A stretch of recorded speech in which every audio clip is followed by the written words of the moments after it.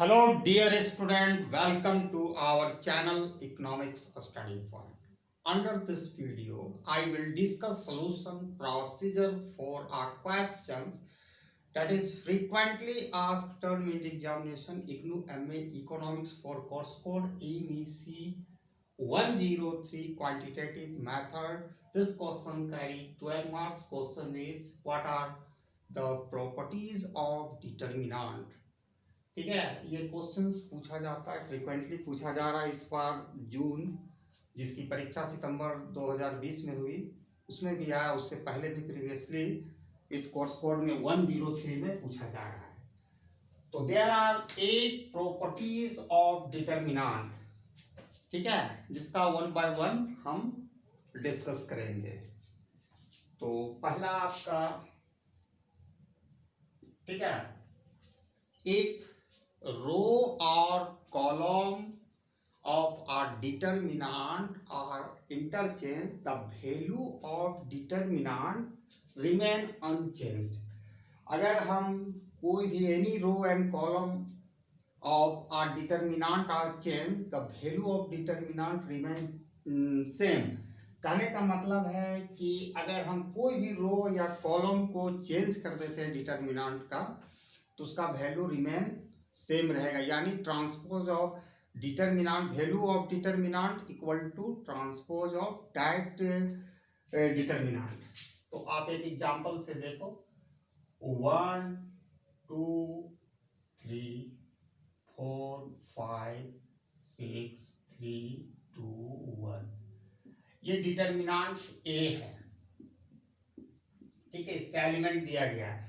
अगर हम कोई भी ये जो हॉरिजेंटल जो एलिमेंट आपका अपीयरिंग हो रहा है उसको हम लोग रो कहते हैं, और वर्टिकल जो एलिमेंट अपीयरिंग हो रहा है उसको हम कॉलम कहते हैं। इसका अगर हम if row and column of our determinant are interchange, अगर आइदर हम रो को कॉलम बना दे इसमें या कॉलम को रो बना दे, तो इसका जो वैल्यू होगा वो इक्वल होगा, ठीक है। जैसे ये 1 4 3 कॉलम है, इसको रो बना देंगे तो इसको इस तरह लिखना पड़ेगा, हमें 1 4 3 रो में लिखना पड़ेगा। जो यहाँ वर्टिकली लिखा हुआ उसको हॉरिजॉन्टली कर देंगे, 2 5 2 2 5 2, ठीक है, 3 6 1 3 6 1।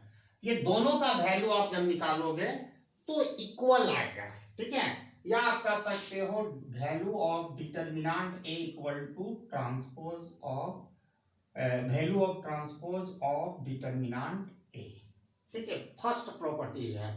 तो वंस अगेन से if row and column of a determinant are interchanged, the value of determinant remains same, okay, unchanged. So this is the first property I have discussed. Now move to second property. Any two row or column are interchanged, the value of such determinant become negative of itself.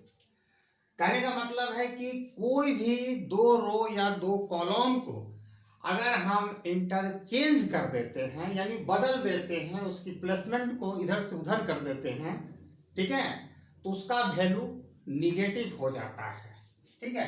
जैसे suppose करें एक determinant है A B सी, ठीक है, D E F G H आई, इसको आप number भी लिख सकते हो, ये वाला भी हो सकता है, कोई दिक्कत नहीं।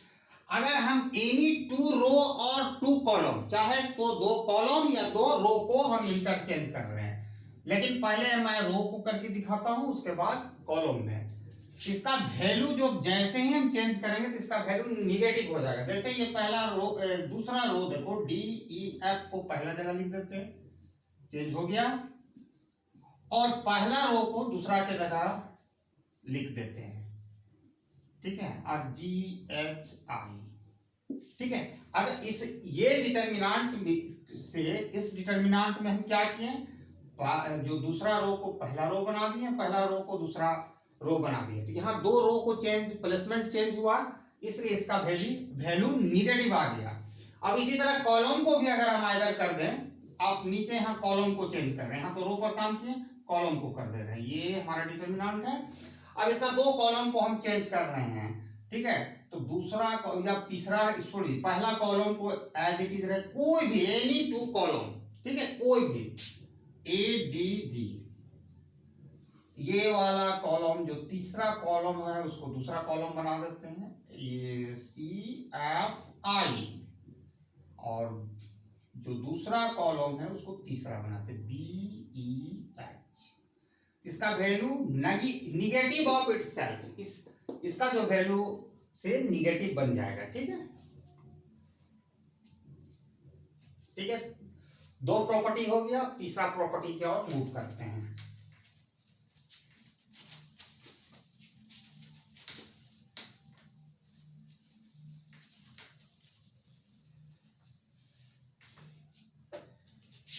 तीसरा प्रॉपर्टी है, if all the element of any two row or column of a determinant are identical or same, the value of such determinant becomes 0। अगर कोई भी सारा एलिमेंट किसी भी रो या कॉलम का आइडेंटिकल है, यानी एक समान है, तो उसका वैल्यू उस डिटरमिनेंट का 0 होगा। फॉर एग्जांपल मैं ले रहा हूं 1 2 3, 1 2 3, ठीक है, 4 5 6, ये एक ऐसा डिटरमिनेंट है जिसका रो 1 और 2 आइडेंटिकल है, जिसके कारण इसका वैल्यू ऑलवेज 0 होगा। रो की बात होगी, अगर कॉलम में भी बात होगी, जैसे 1 2 3, 1 2 3, ठीक है, 4 5 6, इसका दो कॉलम आइडेंटिकल है, तो इस सच मैट्रिक्स का वैल्यू 0 होगा। Once again, if all the element of any two row और column of a determinant are identical, same, the value of determinant equal to 0। मैंने यहाँ रो को आइडेंटिकल दिखाया, यहाँ कॉलम को दिखाया, ठीक है। Now property number 4,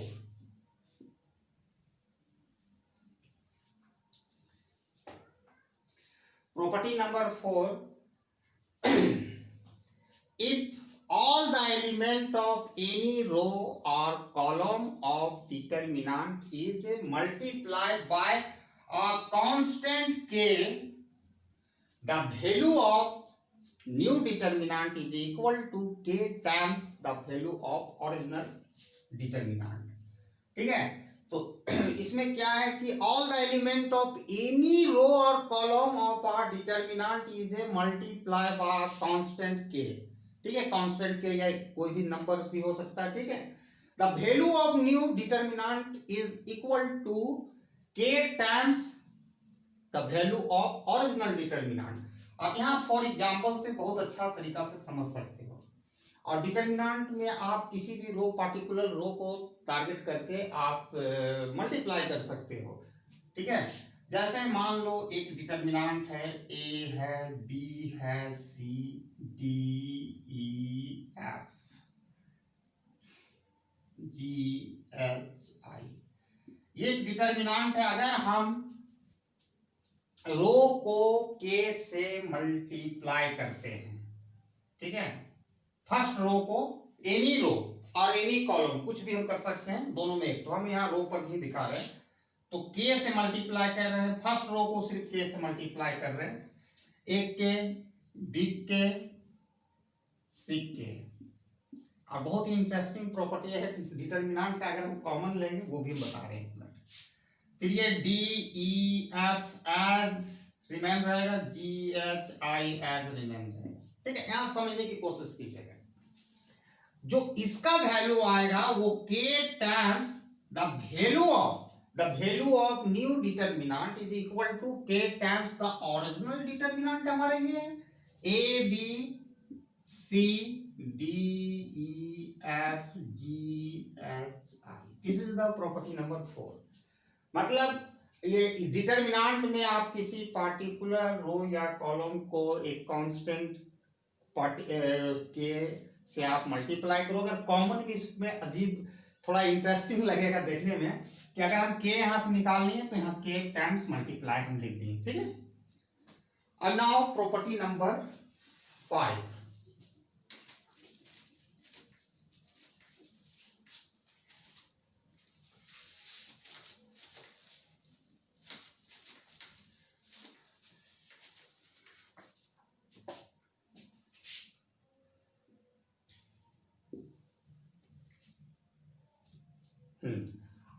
If all the element of any two row or column are proportional same, the value of determinant is 0। अगर किसी भी डिटर्मिनेंट का सारा एलिमेंट किसी दो रो या कॉलम का प्रोपोर्शनल है, ठीक है, तो उस डिटर्मिनेंट का जो वैल्यू होगा 0 होगा। प्रोपोर्शनल है सेम भी आप कर सकते हो। जैसे मान के चलो 2 4 यानी मल्टीपल ऑफ, या 2 जैसे 4 8, आप इसको डिवाइड करोगे तो क्या आएगा, सॉरी उल्टा, ठीक है, सब 2 से थी है, मतलब 2 से मल्टीप्लाई करके हम यहाँ पर कर रहे हैं तो 2 आया, ठीक है। फिर इसको 6 है, उसको भी मैंने कॉमन ले सकते हैं, तो उस तरह मैंने प्रोपोर्शनल है, मतलब यह मल्टीप्लाई बाय मतलब एक कांस्टेंट कर सकते हैं, जो थ्रू एग्जांपल हम ज्यादा अच्छा से क्लियर हो जाता है, ठीक है। उसका एग्जांपल्स,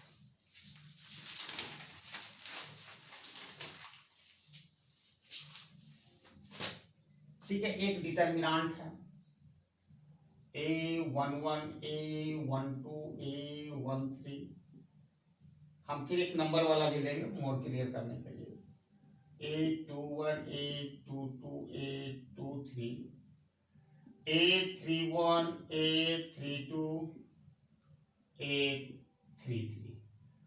अब इसको हम रो क्या रो सेकंड को मान के चलिए, रो सेकंड में के से मल्टीप्लाई है, सॉरी 1 1 होगा सब में,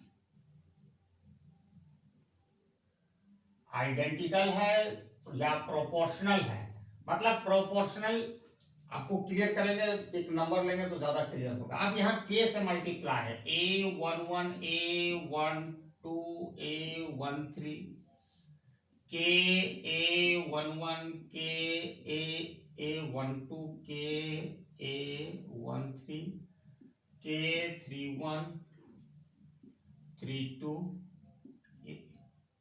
33। अब इसमें के तो कॉमन ले लेंगे तो बचा क्या, a11 a12 a13 a11 a12 a13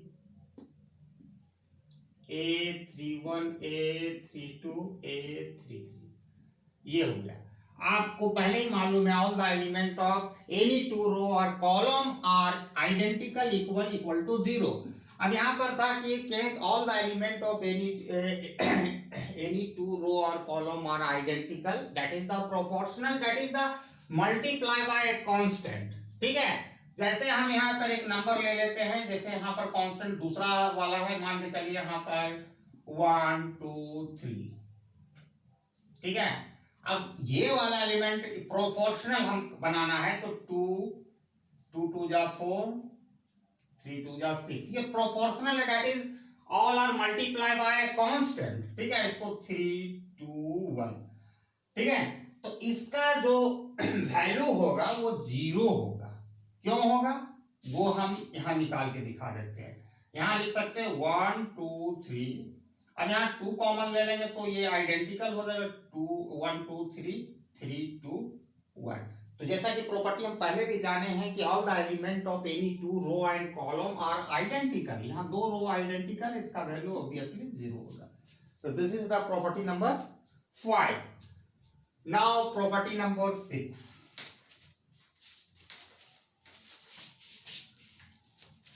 proportional है मतलब किसी एक कांस्टेंट से वो मल्टीप्लाई है, उसको कॉमन लेंगे तो फिर वो दोनों ये कोई भी रो या कॉलम बराबर माने दिखने लगेगा, आइडेंटिकल हो जाएगा। अब now property number 6, or if all the element of any row or column are zero, the value of such determinant is a zero. कहने का मतलब है कोई भी रो या कॉलम का जितना एलिमेंट है, कोई भी एनी पार्टिकुलर, जैसे फर्स्ट रो का सारा एलिमेंट जीरो है, सेकंड रो का या तो आइदर सेकंड रो का सारा एलिमेंट जीरो है, इसी तरह कॉलम का भी, तो उसका जो वैल्यू होगा सच डिटर्मिनेंट का equal to zero. Once again all the element of any row और column are zero, the value of such determinant equal to zero. तो through example you will be able to get all the things. मान लीजिए 0 0 0, first column है 1 2 3 4 5 6. एक ये determinant है जिसका जो कॉलम है, first column, all the element of first column in this determinant are zero. That's the why the value of such determinant also become zero. मतलब यहाँ कॉलम है, इसी तरह कोई रो होता है 0 0 0 1 2 3 4 5 6. ये भी डिटर्मिनेंट है जिसका सारा एलिमेंट फर्स्ट रो का जीरो है. ठीक है, कोई भी यहाँ भी होता, दूसरा रो का भी जीरो होता, तो भी उसका वैल्यू जीरो होता. तो ये कहने का मतलब है यहाँ पर साफ है कि all the element of any row और कॉलम ऑफ आर डिटर्मिनेंट, ठीक है, आर जीरो. तो that's the why the value of determinant become zero. तो उस डिटर्मिनेंट का वैल्यू भी जीरो होगा. Now property number 7.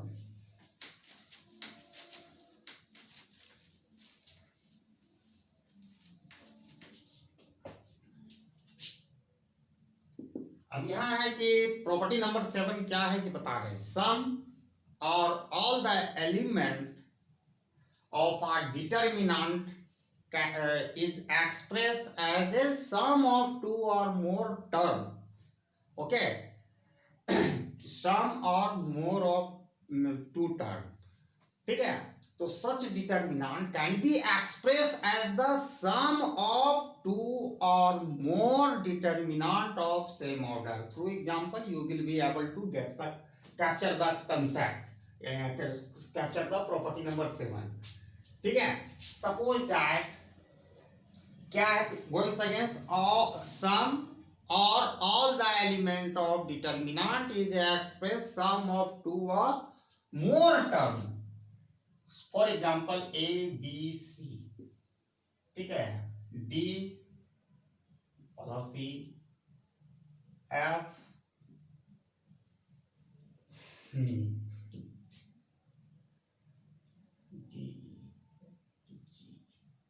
H plus I J K L. ठीक है, आप यहाँ देखो इस डिटर्मिनेंट में क्या है, सम या ऑल द एलिमेंट ऑफ और determinant can be express as the sum of two और मोर टर्म. यहाँ सम ऑफ टू ही टर्म एग्जांपल में लिए फॉर सिंप्लीफिकेशन के लिए. तो इस डिटर्मिनेंट को एक्सप्रेस किया जा सकता है सम और more determinant of same order. मतलब इसको एक्सटेंड करके हम लिख सकते हैं ए बी सी. तो पहला होगा ए बी सी, ठीक है, उसके बाद एक डिटर्मिनेंट ये बनेगा A D J, first column बन गया डी जे, फिर डी एफ के सी एच एल पहला है, प्लस फिर अगेन दूसरा डिटर्मिनेंट भी सेम ऑर्डर का हम एक्सप्रेस कर रहे हैं, can be express as the sum of two और more determinant of the same order. मतलब 3/3 है तो 3/3 ही रहेगा. फिर लिखेंगे ए बी सी. दूसरा आप क्या है कि डी वाला बना दिया, अब इसको एक्सप्रेस प्लस का साइन दिए, फिर ई जे जी के एच एल. ये देखिए डिटर्मिनेंट बन गया. मतलब है कि सम या all the element of our determinant is express as the sum of two और मोर टर्म, या 3 टर्म भी हो सकता है, 4 टर्म भी, तो इसी तरह बनते जाएगा. ठीक है, तो such determinant can be expressed as the sum of two or more determinant of the same order. Now it is a time to move on the property number 8.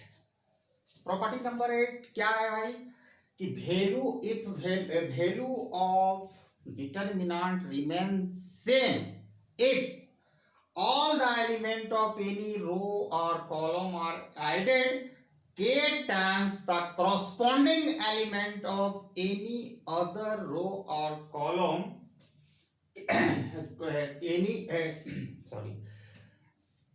value of determinant remains same.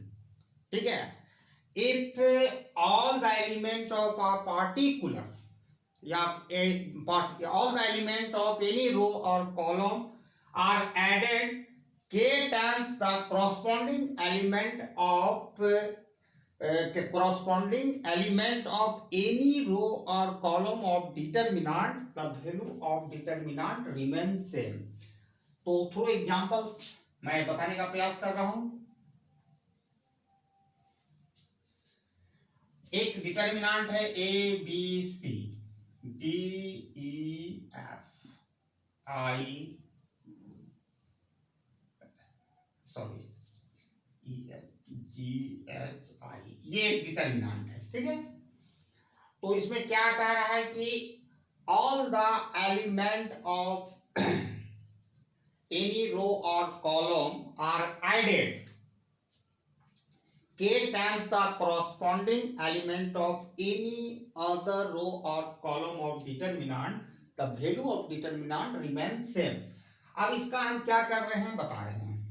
यहाँ पर हम कर रहे हैं रो 3 को हम रो 3 plus k times रो 1. ठीक है, अब रो 3 जो नया रिजल्टेंट जो न्यू फॉर्मेशन होगा डिटर्मिनेंट का वो देखना है. तो पहला तो हम किसके साथ कर रहे हैं, ऑल द एलिमेंट